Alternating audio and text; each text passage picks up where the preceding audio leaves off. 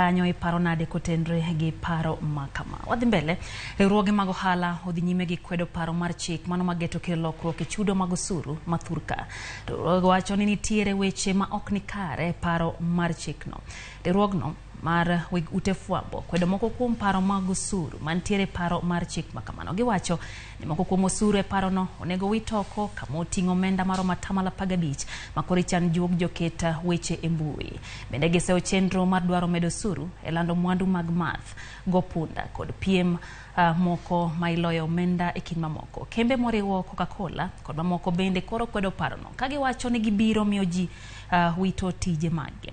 Kata kamano riwruok makelo ratich jopur niang' sukam to oyie koda paro makamano.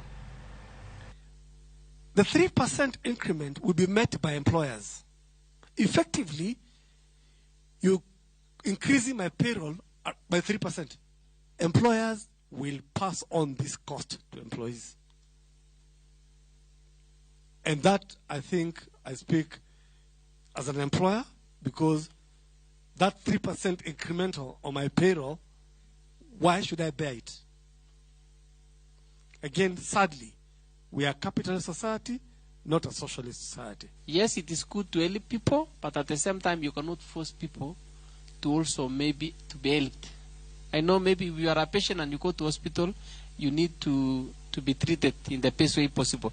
So we need to dialogue on issues of concern to the nation and promote those things that will help the common man prosper.